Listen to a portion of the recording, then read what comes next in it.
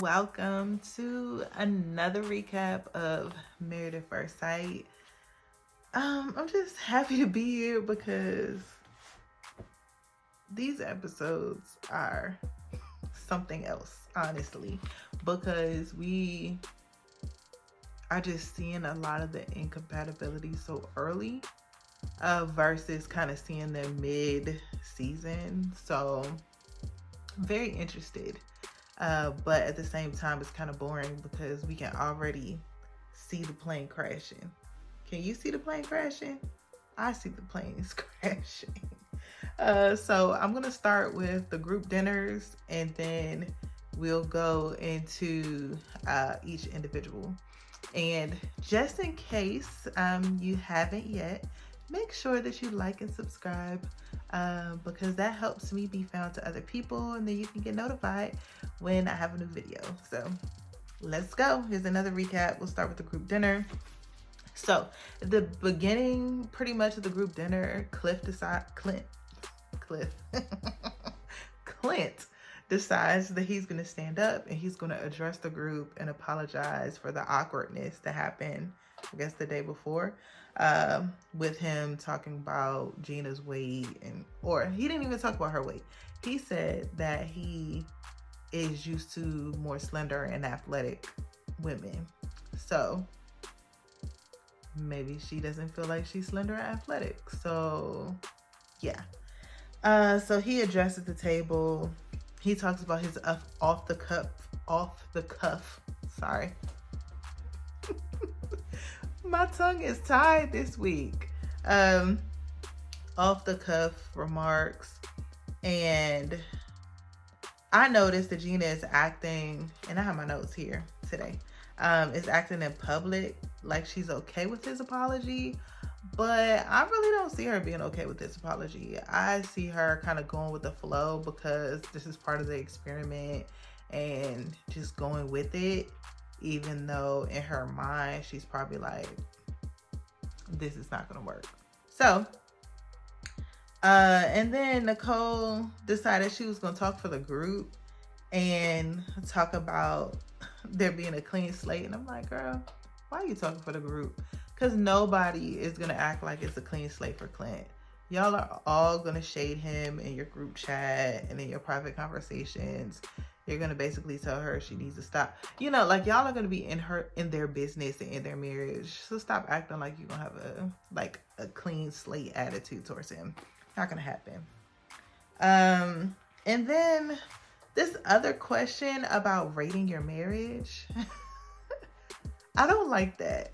Rating your marriage this early. Y'all have been married for a week, maybe less than a week, and we're rating the marriage. So I'll recap the ratings.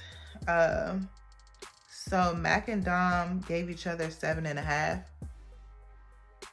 Y'all know they don't really feel 7.5, especially Dom. Dom is happy she went second because if she went first, she probably would have said 4.5 because she is not feeling him. She's not attracted to him. She doesn't like him. She's just going with 7.5 to make him feel good. Period. Clint and Gina, 5.5 from Clint. Gina, 5. That fits for what they've been through.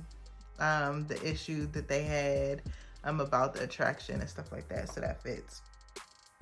Chris and Nicole gave each other 8.2. 8.2? Come on, y'all. 8.2? Who does an 8.2? 8.5, 8.0, 8.2, maybe even 8.75. But that fits for them because they're doing really, really good. They're communicating with each other, all of that. Eris and Jasmine. Eris gave a 7, which we know he don't really feel. And Jasmine said a 7.58. And we already know how Eris feels about Jasmine, at least in terms of his attraction.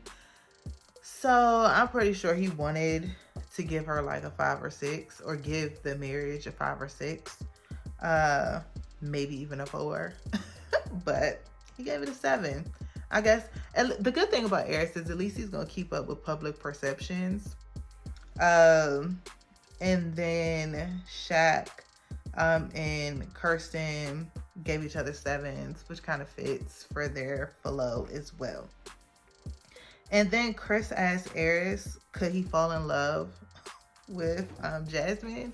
And he was kind of putting him out there because of that 7, when he knows that the guys know that Aris is not attracted to Jasmine, or Jasmine is not his type. And Aris said, this is what I signed up for. Man, he could be a politician. He gives the right answers in the group. So he's good for that. And then that was the big group dinner that started off. So I thought that was really cool to have their end of the honeymoon and get ready to go back to Nashville and move into their apartments.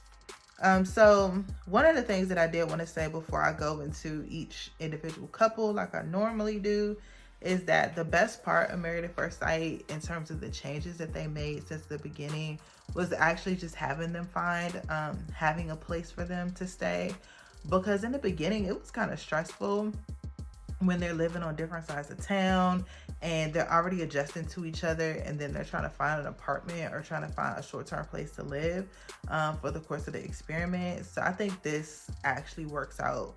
And we see in the episode there are a couple hiccups, but I think overall this is a good look for Married at First Sight to have a place for them. All right, so since we started off with Clint and Gina in the group dinner, let's talk about Clint and Gina. I don't have a lot for them, but I think that Gina overall, she's still kind of disgusted about how everything played out. When she was talking to the girls, she was just not really feeling it, not really feeling her marriage. And Clint talked to Aris and Chris, and he kind of recapped what Gina and his conversation was about regarding his actions. And Aris was trying to like help him get it and help him understand that he didn't really read the room, and that what he said was kind of offensive, and that he should have just shut his mouth. Like, he can feel what he feels, but sometimes you gotta shut your mouth. And really understanding how somebody might receive the comment versus whether your comment was, even if your comment is true for you, you have to think about how somebody might receive the comment. I also just felt overall with Gina and Clint that we just needed expert intervention early. They just were having issues and there was nobody there to support it. So I think if they had intervention earlier, it could be a good look. But it looks like for this next episode that they'll have Pastor Cal, I believe, is coming to talk to them. But I feel like it's too late. Like, they need to have a 911 talk to an expert during the honeymoon. So if you're having like a really big issue, being able to talk to them during the honeymoon and not having to wait until you get back to Nashville. And honestly, I really didn't have a lot to say about their experience moving in. And yeah, really didn't have a lot to say else about them. We did see Hank the dog, and that Clint is excited about that. I think the only thing was with Gina's schedule, her being kind of around and doing things, like what is Hank gonna do? And it looks like Clint is happy to help out with Hank, so we'll see how they play out. Don't really have much more to say about them because the big part with them was at that group dinner. Next part is Aris and Jasmine. So with Aris and Jasmine, they keep talking about their attraction levels, And honestly, it's just time for them to kiss. Like, if they could just kiss, make out once, you know, little heavy petting, something like that, they could potentially be attracted to each other. But until then, it's just not gonna work. It's also interesting to see that Eris is kind of routine, and he's also in his head. So Jasmine is in her head, Eris is in his head. So they need to get out of their head and just relax and enjoy each other. And then maybe they could really find a decent connection. Because I mean, Eris talks about how he feels a friend vibe. But what are you going to do about it? Like, what are you going to do about the friend vibe? Are you going to try to pat her butt? I don't know. Like, what are you going to do what are either one of you going to do to make it feel like y'all are husband and wife and not just homies? The other thing was, when they were talking about what they wanted their apartment to look like, Eric said he wants it to look like black people live there. And if you black, you understand, like, you want to have some black art, or, you know, there's people who got black Jesus on their wall, or, you know, picture Barack Obama as soon as you come in. So that was funny. I thought that was cute. And then I thought that it was nice that he saw the apartment number and it was his 313, and that's his dad's area code, and I thought that was cool.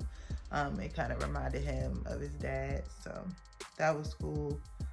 And just seeing how particular Eris is, so that's going to be interesting for Jasmine, because it seems like she's just kind of letting him run over her a little bit. Like, well, I want my stuff here, and you want to be like, girl, just put your foot down and say that you want something. This apartment needs to look like you too. So I think that's something that Jasmine might have to do, and I hope that she does through the season, is really kind of stand up for herself and be able to force Eris to compromise in some places. And it was cute. Eris was, they were talking. He asked her a question, and he wasn't even listening because he was eating and dancing while he was eating. That's how you know you're hungry and the food is good, when you start dancing and eating. So I thought that was cool for them. And then, they went to Eris's house. Eris's house on the outside is really, really nice. It looks plain on the inside, but on the outside, he's doing all right for himself. He got a nice house. He has a man cave upstairs. He has the shoes in his shoe boxes. Didn't realize that Eris was 11 when his dad passed. So, you know, that was a tough moment for him, and in the house tour. So, but overall, that was kind of Eris and Jasmine for me. Thought it was cool. I just want her to put her foot down a little bit. All right, Mac and Dom. So with Mac or McKinley and Dominique, Dominique wants him to be adventurous. She wants Mac to be adventurous, and I get it, but you can't think that your spouse is gonna be just like you. It's not always gonna happen like that. They won't always act like you or want to do all of the same things, and sometimes they will do something just because it's of interest to you. You know, like maybe they don't like to read, and because you like to read, they'll read a book with you. That's okay, as long as it's not all the time. As long as you can do some things that he likes, and he can do some things that you like. So that was one thing that I was thinking about. And I also was thinking about, like, she feels like a coach and he feels critiqued. She thinks that she has to coach him as his wife. And, like, you 25, girl. This is a grown man. I don't think you have to coach him. I think sometimes we have to smooth people around the edges a little bit, but coach? Not necessarily. And through that, you're kind of making him feel bad about himself. So I hope that they could find balance there. Also, when they get to the apartment, their body language is so off. Sitting on the couch, they're here so they don't get fined. It's the definition of, I'm here so I don't get fined. I'm here because I'm supposed to be here, not because I want to be here. Because Dominique is trying to be his fixer, and that's not going to work. And then they went to Mac's house, and Mac lives with his friend's parents in their basement. And Dominique was hoping that she would see some of Mac there at least a little bit. And I guess he just looks transient. He looks like he's in a hotel, in essence. He doesn't have pictures up of himself. He does, like you go in his bedroom and there's pictures of his friend's family on the wall. And I could see how that could be awkward and a little weird, but y'all don't have to live here. And I would hope that if he stayed with them for 5 months that he has, a little something saved up. Especially it's like he don't have any kids, anything like that. But she's seeing red flags. She did make one good point about how can he jump into a marriage before he even jumps into a lease. I thought that was a good point. It's very, very evident that Mac moved here for the show and the potential of being on this show. And I'm trying to understand how that happened. And I can't wait until the end of this when he can do interviews and maybe he'll talk about it a little bit. But I don't understand what that looks like to move specifically for this show. And I guess it's like, oh, I want to be married so bad that I want to move to be on a TV show. That is the fishy part about it. If he had been in Nashville for a while and he was living, with a roommate or with somebody, that's a whole nother story. Because some people do that in different places. But in this situation, nah. So that is Mac and Dominique. All right, next is Nicole and Chris. So Chris, the big part about this episode for Nicole and Chris is that Chris is crying because he found out that the apartment has a 2-dog limit. So we're talking about, and they have 3 dogs. He has 2 dogs and she has 1. And the apartment complex said that they can only have 2 dogs. So he was crying. And you'll see online, you'll see people commenting about it, and it's kind of split, right? Because dog owners are like, look, dogs are like family, and if you have to split them or figure out what to do, like, it can be really, really stressful. I get it. But it looked like he was crying for, like, somebody died. You know what I mean? Like, I literally was like, oh, shoot, did somebody die? Did his grandma pass? Like, that's really sad. And then when you find out what it was for, you're like, oh, okay. Like, that's sad. And it's irritating because it's like you have to think of the logistics. You have to figure out who could watch your dog, and it's already stressful with a new marriage. I get it, but it was a little bit extra. But Nicole did a great job at comforting him and being there for him. She called her dad to see if her dad would be open to watching her dog, so that Chris could have his dogs at the apartment, which I thought was a great effort for her. And she really supported him and she was sensitive. And it made me think, what is Jasmine gonna do? Nobody's talked about Jasmine and her dogs, so very interested to see. I think this next episode we're gonna see Jasmine, Eric's going to Jasmine's house, so hopefully we hear a little bit more about what's going on with her dogs and where they will be. So I really thought that Nicole handled this really, really well in terms of trying to find options. And I just felt that Nicole and Chris are pretty emotionally intelligent. They came into their apartment And it was just, it just fit for them. Like, they were having good conversations. We do see that Married at First Sight plays with us because she did ask him if he loves her, and he said, no, not yet. And she said, no, me neither. But of course, they don't want to show that part. They want to make her look crazy.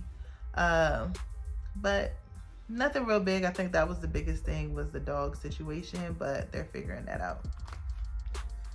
And then Shaq and Kirsten. I really didn't have a lot for them this episode. I don't know. Part of me thinks they must be boring, and not be given the cameras much, because there's not much going on with them at all. They had a conversation about their washing routine and how he washes clothes versus how she washes clothes, so that they can know if they need to wash clothes together or not. And I was like, okay, y'all are really figuring out the routines. That's great. They were just talking about learning each other's living style. So there was really nothing tremendous about the Eris and Kirsten story. It just seemed like they were cool, like they're interested in moving in. Now, next episode, it looks like it'll get a little interesting when Pastor Cal comes to visit them. But this episode, just regular. They moved in with each other, and talked about their space, but I don't think we saw either one of their apartments. So nothing much there. So that's it for me. That's it for Married at First Sight for this episode, and we'll see you next week for another recap. Make sure you like and subscribe. Bye.